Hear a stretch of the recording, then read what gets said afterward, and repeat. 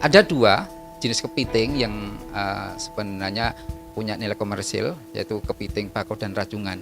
Sebenarnya kalau melihat dari jenis kepiting sendiri cukup banyak, tapi kalau dengan melihat ukuran dan mungkin lihat dari sisi kelayakan juga kenikmatan barangkali kalau dimasak, ini ada dua jenis, yaitu kepiting bako dan rajungan. Kalau di pantai banyak juga istilahnya jingking kecil-kecil, itu juga termasuk ada juga. Kalau ini kalau di sungai itu yuyu ibaratnya. Yuyu ya, kalau di Jawa yuyu, kalau di luar Jawa saya nggak tahu nih. Yuyu kalau panjangnya, kalau yuyu kangkang beda lagi. Tapi ini yang memang menjadi spesies atau menjadi biota komersil yang bisa dijual. Kalau kita nanti banyak kita jelaskan lebih lanjut nanti bagaimana kita melihat di pasaran. Ada 4 spesies dan keempatnya ini yang sebenarnya utama ditemukan di Indonesia yang mungkin perlu saya sampaikan, yaitu tentang kepiting bako merah. Kalau di internasional disebut dengan nama red orange mud crab. Kepiting bako hijau yang dikenal sebagai giant mud crab, kemudian ukurannya ini yang sebenarnya luar biasa, bisa 2 atau 3 kilo per ekor. Kemudian kepiting bako ungu, ini bisa mencapai juga ukuran besar, dan juga kepiting bako putih. Jadi ini beberapa kelebihan dari komersial biota ini, bahwa mereka punya ukuran lebih besar dan otomatis makin besar ukuran berarti secara daging olahan mereka lebih banyak, meskipun juga banyak dari kulitnya. Kalau orang makan kan tidak mungkin semua makan dagingnya, misalnya mungkin makannya sekulitnya doang ya, ini sangat terjadi.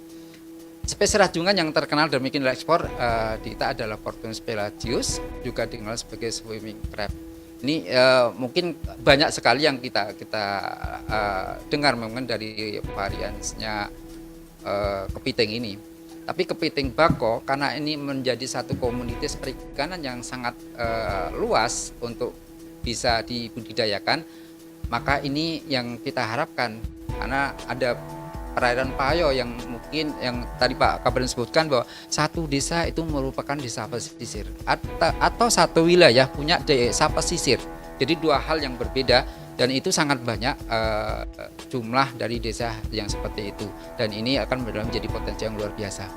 Jadi kenapa kepiting bako juga disenangi oleh masyarakat, yaitu tadi karena rasanya lezat, kandungan nutrisi sejajar dengan krustasi yang lain seperti udang. Nah, mungkin kalau udang banyak yang misalkan alergi, bisa berganti dengan kepiting misalkan seperti itu. Ini karena merupakan alternatif dari makanan laut yang mungkin bisa dimakan karena gizinya yang memang lebih tinggi.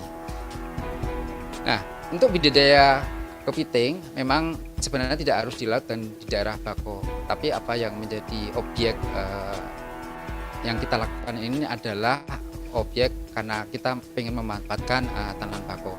Jadi yang budidaya yang lebih banyak dilakukan, misalkan nanti kita sampaikan beberapa perbandingan budidaya kepiting bako dengan mungkin empang atau mungkin dengan teknologi yang lain.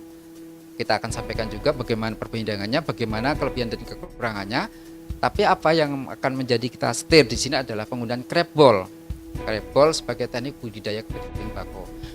Mungkin ada di dalam visualisasi gambar terlihat bagaimana crab ball ini sudah disiapkan, dan beberapa wilayah juga sebenarnya sudah mengembangkan budidaya kepiting ini dengan hasil yang sebenarnya cukup menguntungkan.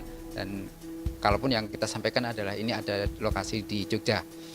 Jadi keberhasilan kepemilikan kepiting dengan crab ball ini ada beberapa hal yang menjadi faktor pengaruh. Pertama, misalkan air yang bebas dari pencemaran dengan jumlah yang cukup. Pada saat kita melakukan survei di daerah Baros, memang ada satu siklus bahwa air dari laut pada musim tertentu itu mencapai ketinggian 1 meter lebih. Dan ini mempengaruhi dari ekosistem di situ. Kadang-kadang juga air menjadi keruh ataupun banyak sampah atau limbah yang masuk ke situ. Ini menjadi kemarin satu kendala untuk membuat suatu uji coba ya, di lokasi di Baros. Tapi setelah melihat berbagai wilayah yang di sekitarnya, memang ada satu titik atau beberapa titik yang bisa dilakukan untuk budidaya ini. Kemudian yang kedua, pakan yang cukup, sehingga udah pasti akan terjamin kontinuitasnya. Kemudian yang ketiga adalah sarana dan prasarana produksi dan pemasaran. Pada saat kita melakukan satu uji coba pengaruh model, berarti kita sudah mulai membuat satu kalkulasi Satu kalkulasi dari mulai persiapan seperti apa, bagaimana penanaman, bagaimana budidaya, dan bagaimana proses nanti output istilahnya panennya. Tapi tidak lupa adalah marketnya. Kita apalagi misalkan belum punya suatu strategi marketnya atau mungkin lokus-lokus marketnya, ini kan menjadi kendala. Jadi pada saat panen misalkan hanya dipakai untuk konsumsi sendiri atau menjadi konsumsi para petani atau peternak. Ini kan nanti akan agak sulit melakukan proses pengembangan lebih lanjut. Kemudian yang keempat adalah tenaga yang ulet, terampil dan menguasai teknis budidaya kepiting. Memang untuk di daerah Baros mungkin nanti bisa tambahkan Pak Proksis bahwa kita memanfaatkan potensi Karang Taruna, di mana di situ banyak aktivitas yang memang mereka sudah melakukan bersamaan beriring dengan desa wisata. Jadi karena secara faktor produktivitas bahwa Karang Taruna adalah relatif lebih tahan mungkin dari sisi usia, kemudian lebih sigap dan lain-lain, mungkin ulet dan lain-lain. Ini kenapa menjadi pilihan bahwa Karang Taruna yang kita libatkan dijadikan satu pionir untuk pengembangan dari budidaya krebol ini untuk di daerah Baros. Lanjut. Nah, kalau misalkan melihat dari pengertian atau penjelasan deskripsi desa pesisir, salah satu yang kemarin kita lihat memang dari Undang-Undang Nomor 1 2014 tentang perubahan Undang-Undang Nomor 7 2007 pengelolaan wilayah pesisir dan pulau-pulau kecil. Karena memang kebanyakan apa yang kita menjadi satu referensi adalah dari Kementerian Kelautan dan Perikanan, di mana wilayah pesisir merupakan daerah peralihan antara ekosistem darat dan laut yang dipengaruhi oleh perubahan di darat dan laut. Desa pesisir, desa dengan wilayah yang berbatasan langsung dengan laut. Ini yang menjadi satu pengertian bahwa yang desa bisa menjadi satu wilayah, satu desa sendiri, itu semua wilayah adalah pesisir. Bisa juga karena satu pulau besar tapi di batas-batas pinggirnya adalah wilayah pesisir atau desa pesisir bagian dari kewilayahan setempat. Mungkin tadi sudah disampaikan juga Pak Kebadan bahwa jumlah desa pesisir di Indonesia ini mungkin hampir 15 atau 32% dari seluruh total desa di Indonesia ini di tahun 2018, dan mungkin saat ini pun bisa terjadi ada perubahan atau mungkin bergeser dengan jumlah. Tapi setidaknya ini menjadi gambaran bahwa 15% adalah angka yang cukup potensial untuk kita kembangkan lebih lanjut. Nah, kalau karakteristik dari desa pesisir, kalau kita melihat dari sisi geografis ekologis, itu adalah perbatasan antara daratan dan lautan dan memiliki akses langsung pada ekosistem pantai, baik itu pasir atau berbatu, kemudian mangrove, estuaria, padang lamun, serta ekosistem terumbu karang. Mungkin ini tidak melekat di satu desa, mungkin ada beberapa desa dengan kriteria ini. Kemudian ekonomi desa pesisir sebagian besar adalah mencakup pemanfaatan sumber daya, baik berupa perikanan, perdagangan, wisata bahari, dan transportasi.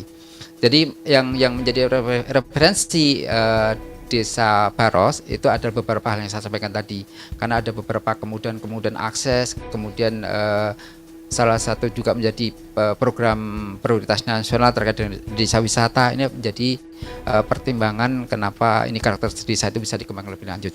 Kemudian dari sisi sosial budaya itu adalah cara berbicara lugas, terbuka, dan memiliki keberanian mengambil resiko struktur sosial yang bersifat patron klien. Ini merupakan ciri-ciri yang masyarakat yang ada di desa pesisir. Karena di situ mungkin banyak juga terjadi komunikasi dengan mungkin masyarakat di luar. Misalkan kalau lihat suku dari Bugis ya Bu ya, Bugis itu dia adalah seorang petualang sejati. Dia bisa kemanapun dari sisi beradaptasi, dan ini yang menjadi ciri bahwa tantangan itu harus diambil pada saat itu menjadi suatu peluang yang menjanjikan pada saat depan. Kemudian kalau kita melihat potensi dari desa pesisir, potensi desa pesisir itu lebih banyak mungkin berkaitan dengan perikanan tangkap dan juga adalah budidaya perikanan laut.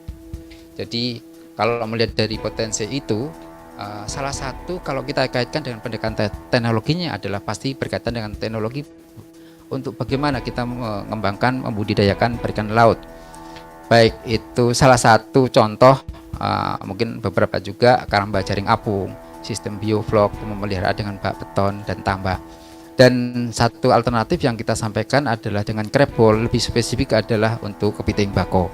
Nah, bila melihat kita dari potret pada saat ini, misal tahun 2021 yang lalu, komoditas utama ekspor perikanan laut di Indonesia, ini sumbernya dari KKP, ada udang, cakalang tuna, cumi, sorong, gurita, rajungan, kepiting, rumput laut misal. Ini ada lima komoditas utama yang punya peran dan kapasitas besar untuk melakukan ekspor.